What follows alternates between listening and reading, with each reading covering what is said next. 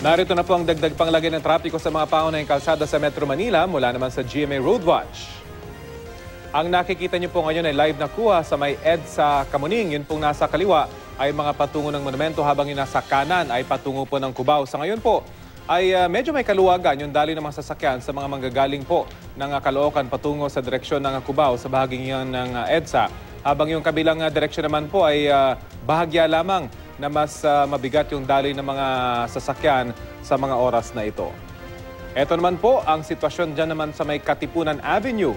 Yun pong nasa kaliwa ay patungo sa Tandang Sora at UP area habang yung nasa kanan ay patungo po sa direksyon ng Eastwood at Makati. Sa ngayon po ay maluwag yung daloy ng mga sasakyan sa mga magagaling ng Tandang Sora patungo ng Makati at Eastwood habang yung kabilang linya naman po ay mabigat yung daloy ng mga sasakyan. Yun po yung mga nanggagaling ng Eastwood at patungo sa direksyon ng UP at Tandang Sora.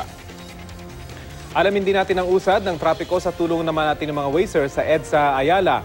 Ay medyo mabigat po yung daloy ng mga sasakyan sa mga manggagaling po ng direksyon ng Quezon City at patungo sa direksyon ng Pasay. Sa ngayon po ay kulay-pula yan. Ibig sabihin ay bumper to bumper yung daloy ng mga sasakyan. Ito pong direksyon ng mga manggagaling ng Pasay patungo po pala ng direksyon ng Quezon City. Mabigat po yan. Nasa 12 kilometers per hour lamang po yung daloy ng mga sasakyan sa mga oras na ito. Sa ngayon po, yung Hillpuyat Avenue naman ay maluwag yung daloy ng mga sasakyan pag galing po kayo ng EDSA at patungo papasok na ng Makati. Kumustahin naman natin lang yung lagay ng trapiko sa may EDSA Pasay. Sa ngayon po ay kulay-pula na yung magkabilang direksyon. Ibig pong sabihin ay heavy yung traffic sa lugar na yan sa mga magagaling po ng Makati at patungo sa direksyon ng Mall of Asia. Yun pong kabilang direksyon naman, yung mga galing ng Mall of Asia at patungo sa direksyon ng Makati ay mabigat yung daloy ng mga sasakyan hanggang sa direksyon hanggang sa may Taft MRT station. Kung i-zoom out po lang natin ng bahagya, itong ating Waze map, ay makikita rin natin yung mabigat na daloy ng mga sasakyan. Diyan naman po sa may domestic road. So yung mga meron pong flight, ay agahan po yung pagtungo sa airport dahil mabigat po yung daloy ng mga sasakyan sa may Aurora Boulevard at mismong domestic road area.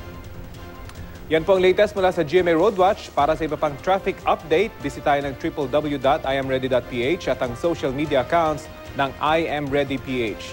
Maaari nyo ring i-download ang Waze application sa inyong smartphone at sumama sa lumalaking Wazer community na ready magatid ng real-time traffic situation habang kayo on the road. Magplano para sigurado, I am ready. Serbisyong totoo ng GMA News.